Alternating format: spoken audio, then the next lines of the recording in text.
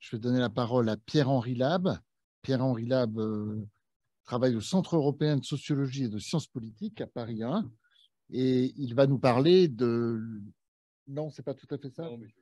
Alors, je vais te laisser corriger avec plus de précision.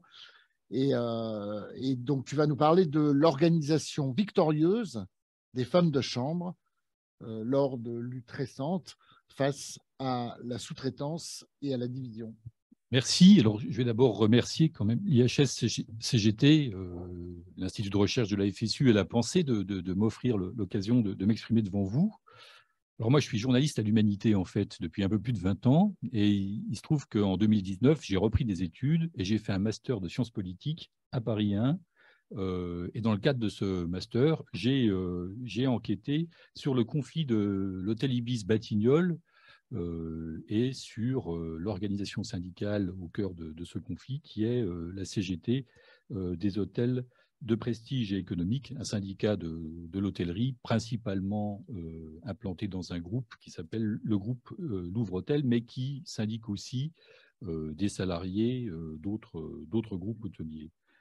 Donc, de juillet 2019 à mars 2021, les femmes de chambre de l'hôtel Ibis, salariées d'une entreprise sous-traitante du nettoyage, se sont mobilisées à la fois pour une amélioration de leurs conditions de travail, une hausse de leur salaire, mais aussi pour leur embauche directe par l'hôtel. Donc, la question sur laquelle je me propose de revenir aujourd'hui, c'est sur comment un syndicat de l'hôtellerie organise les salariés de la sous-traitance. Je vais évoquer très rapidement les acquis de la recherche en matière de syndicalisme sur les nettoyages. Il y a eu pas mal de travaux consacrés au syndicalisme dans ce secteur. Je pense notamment au travail de Jean-Michel Denis, mais aussi de Christina Nizzoli. Alors, Jean-Michel Denis, il a mis en évidence les nombreux obstacles au développement du syndicalisme dans le secteur du nettoyage. Je vous les cite. L'éparpillement des salariés sur une multitude de sites qui les rend difficilement accessibles aux syndicats, la fragmentation des collectifs de travail consécutive au découpage des sites en lots pour les procédures d'appel d'offres. Ça permet de contourner les seuils, notamment les seuils sociaux, pour créer auparavant des comités d'entreprise, aujourd'hui des CSE. La grande précarité des salariés, les salariés du nettoyage étant dans leur très grande majorité immigrés et de façon récente, souvent en situation irrégulière. Entre un quart et un tiers des salariés du nettoyage travailleraient, selon les estimations, sous un alias, c'est-à-dire sous l'identité de quelqu'un d'autre. Peu ont été scolarisés. Ils sont nombreux à être illettrés ou analphabètes, ou à ne pas être tout simplement francophones, faute d'avoir été scolarisés, même quand ils sont nés dans un pays d'Afrique francophone.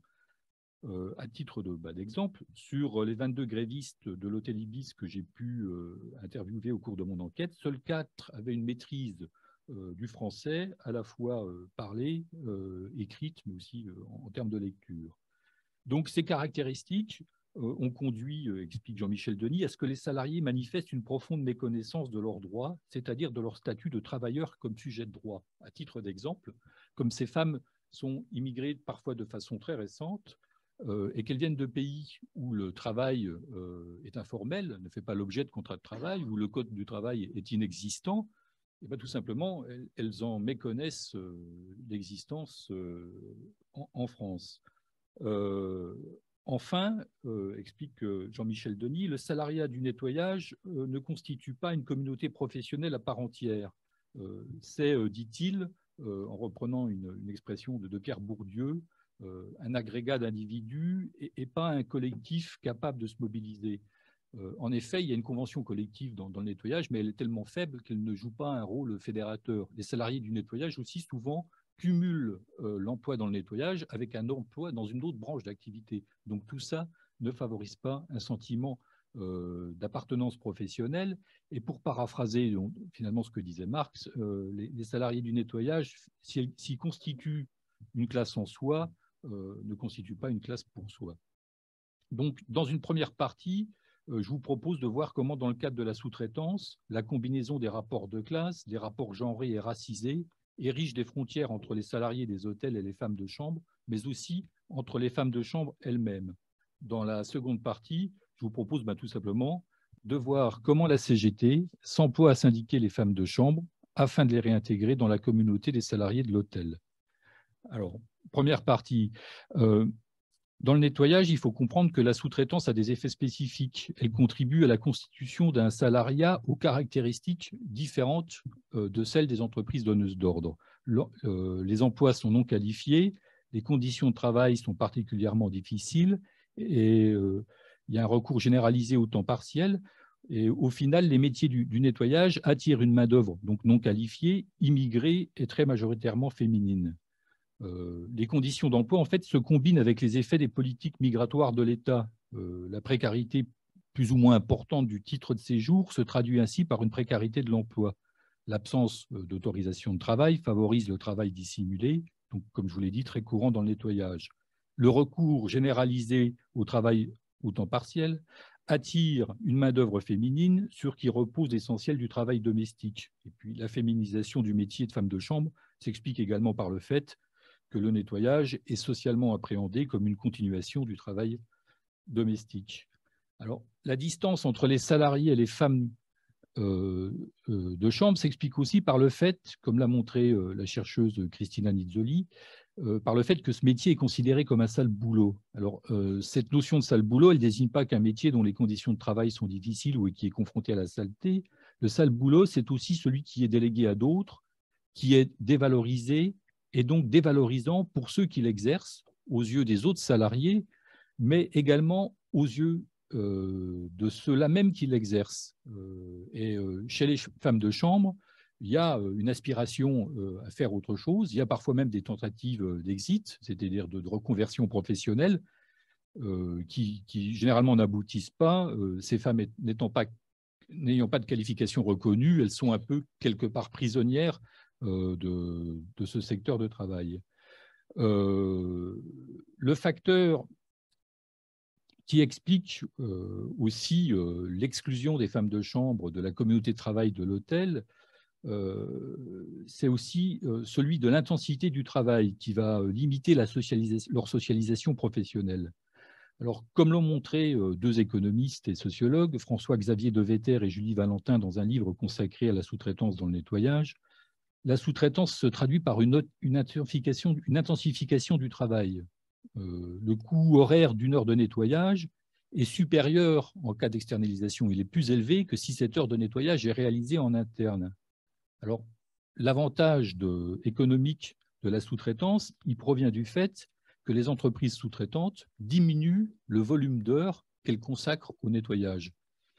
Mais ça leur permet d'afficher des prix de prestations qui sont inférieurs à ce qu'était le travail réalisé dans l'entreprise, et puis aussi de se différencier de leurs concurrents.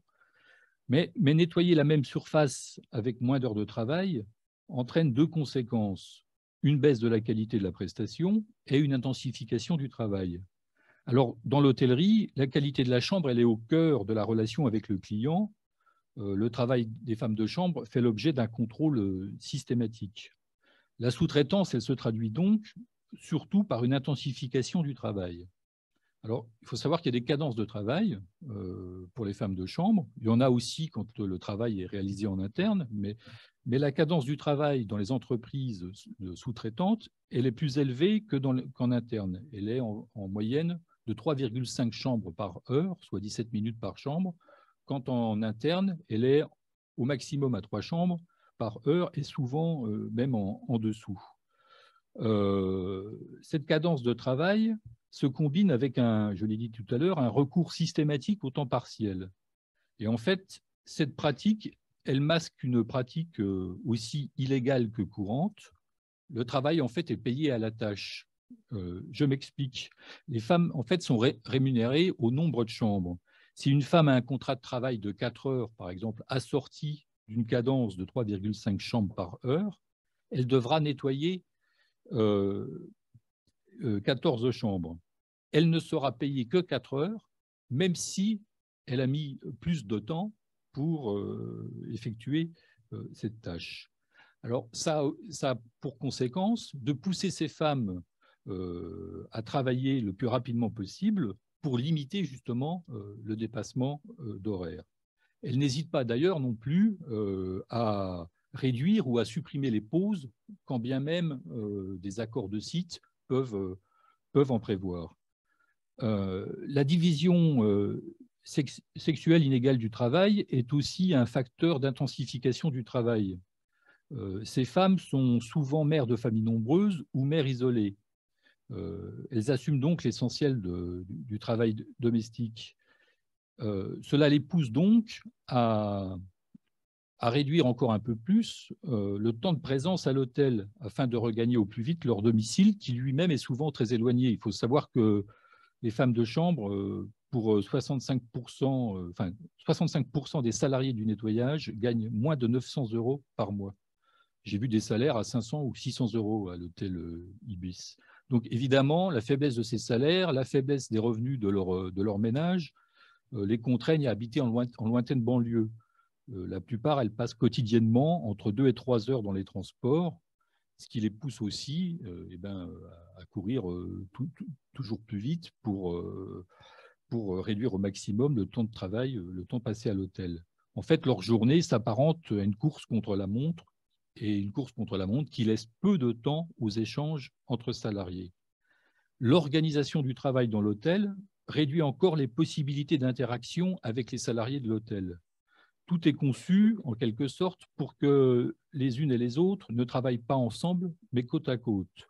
Les échanges directs sont prohibés. Si un employé de l'hôtel constate que l'état d'une chambre nécessite l'intervention d'une femme de chambre, il doit en avertir son responsable, qui contactera ensuite la gouvernante, la responsable des femmes de chambre, qui ordonnera l'intervention. La séparation est établie jusque dans le fait que les femmes de chambre et les employés de l'hôtel ne partagent pas le même vestiaire. La séparation, elle est aussi spatiale. Les salariés de l'hôtel travaillent au rez-de-chaussée, là où se trouve généralement la réception, le restaurant, le bar ou la cuisine, tandis que les femmes de chambre œuvrent dans les étages. Évidemment, le défaut de maîtrise du français d'une partie des femmes, dont je parlais tout à l'heure, constitue aussi un obstacle de taille aux échanges, puisque le critère de maîtrise de la langue fait partie des critères d'embauche pour les salariés de l'hôtel. La sous-traitance isole les femmes de chambre aussi les unes des autres. L'externalisation est un moyen pour les employeurs d'adapter en permanence l'effectif au taux de remplissage de l'hôtel. Il y a une clause de mobilité qui, bien qu'elle soit illégale, est intégrée en permanence au contrat de travail des salariés du nettoyage. Elle permet aux employeurs de disposer en fonction de leurs besoins, de déplacer la main-d'œuvre au gré de leurs besoins. Cette mobilité entraîne une variation les variations du taux de remplissage de l'hôtel, donc entraîne une fluctuation du nombre de femmes qui sont présentes à la fois dans l'hôtel et aussi un phénomène de turnover qui fait qu'une femme va travailler avec une collègue un jour et puis ne va plus la voir pendant un certain temps, voire ne plus jamais la rencontrer du tout. La faiblesse de la socialisation professionnelle est aussi due au fait que les femmes travaillent seules. Elles se rencontrent à la prise de service, mais une fois qu'elles ont gagné leur étage ou l'aile du bâtiment où elles travaillent, elles ne croisent que les salariés en charge du nettoyage, les parties communes et la gouvernante qui contrôle leur travail. Et là, l'intensité du travail ne laisse souvent le temps que de brefs échanges. L'isolement dans le travail est aussi un facteur d'individualisation des relations professionnelles, en particulier avec la gouvernante. Alors, souvent ancienne femme de chambre, celle-ci occupe une position hiérarchique dominante dans le groupe.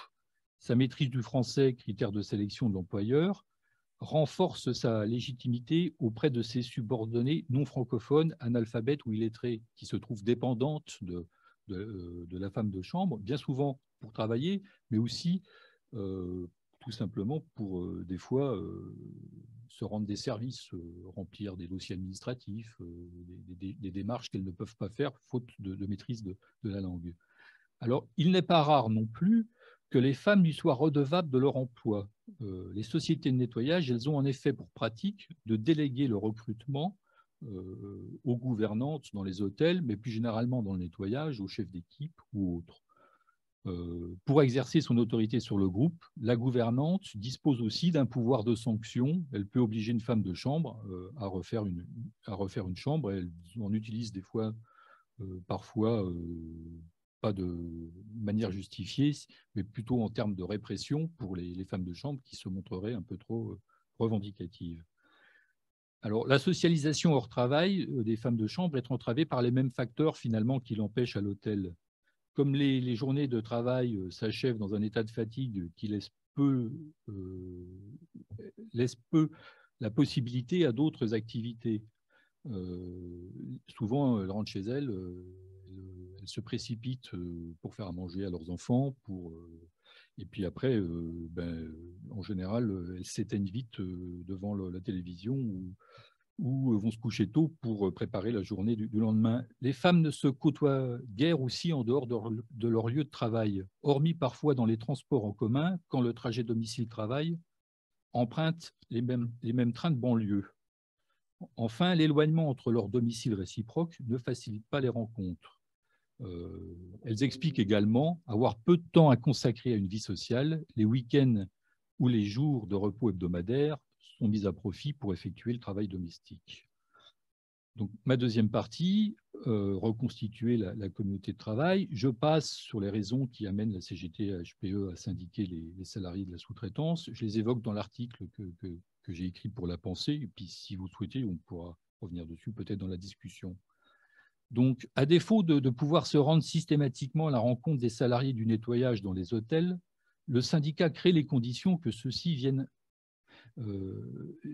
à lui. La permanence est le principal mode de recrutement syndical. L'adhésion syndicale y est individuelle ou collective.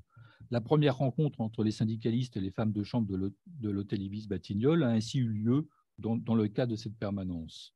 En litige avec les employeurs, les femmes y ont été conduites soit par le bouche à oreille, soit par l'écho rencontré par des conflits précédents, l'écho médiatique d'ailleurs, qui est entretenu par les syndicalistes, qui se comportent souvent quand il y a des conflits en véritable attaché de presse des salariés.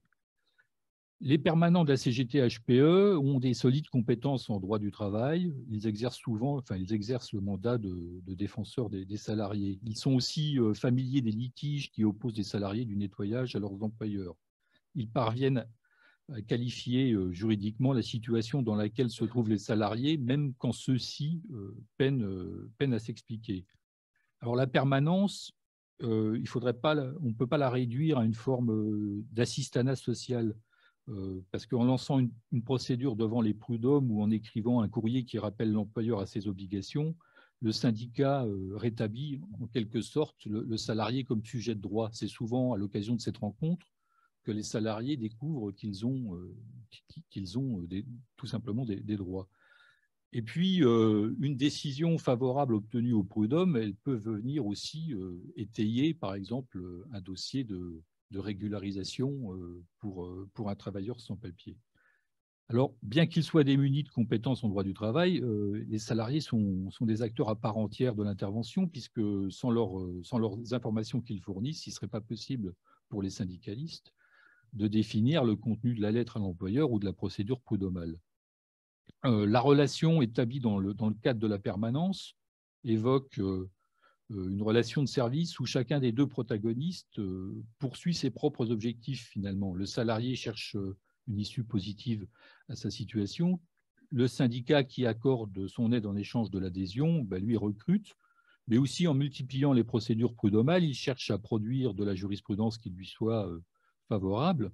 Le syndicat, en tout cas la CGT-HPE, en tire également l'essentiel de ses revenus, puisque la CGT-HPE sollicite un don auprès des salariés qu'elle défend avec succès devant les prud'hommes et qui obtiennent le paiement d'indemnités. Ces dons représentent, selon le syndicat, jusqu'à 2/3 de ses recettes annuelles. Il existe quelques occasions où, à l'inverse de la permanence, ce sont les syndicalistes qui vont à la rencontre des salariés. Alors, au sein des groupes hôteliers où la CGT-HPE est représentative, ces représentants ont le droit de se rendre dans tous les hôtels. En rendant les entreprises donneuses d'ordre responsables de la sécurité et de la santé au travail des salariés et de leurs prestataires, la loi les autorise à se mêler des conditions de travail des femmes de chambre. La visite régulière des hôtels permet aux syndicalistes donc d'établir petit à petit une relation de confiance avec les femmes de chambre et avec la gouvernante qui les encadre. Comme je l'ai expliqué précédemment, celle-ci occupe une position stratégique dans le cadre des relations professionnelles qui lui confère d'une certaine façon une capacité à entraîner avec elle les femmes de chambre. Elle peut en quelque sorte faire pencher la balance en fonction de son choix, soit en faveur du syndicat, soit en faveur des employeurs. Et les syndicalistes disent par exemple, si tu as la gouvernante avec toi, tu as les femmes de chambre avec toi. Et il y a une pratique des employeurs qui consiste à corrompre les gouvernantes pour tenter d'empêcher son ralliement au syndicat.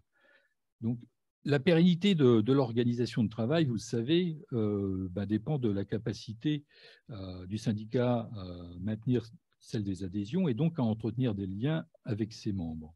Les représentants de la CGT-HPE donc, consacrent une part importante de leur activité syndicale à entretenir ces liens. Dans les hôtels où le syndicat est implanté, les représentants locaux du syndicat veillent sur les droits des femmes de chambre au quotidien, en vérifiant chaque mois des feuilles de paye, mais aussi en améliorant par des petites mesures les conditions de travail, par exemple en obtenant ici l'installation d'une fontaine d'eau dans les étages de l'hôtel, ce qui permet aux femmes de ne pas descendre au rez-de-chaussée, ou en imposant une pause supplémentaire de quelques minutes. Le soutien apporté aux femmes de chambre dépasse souvent le cadre du travail. Il est récurrent de voir les responsables syndicaux les aider dans leurs démarches administratives, comme par exemple le renouvellement des titres de séjour ou la constitution de différents dossiers de demande d'aide sociale.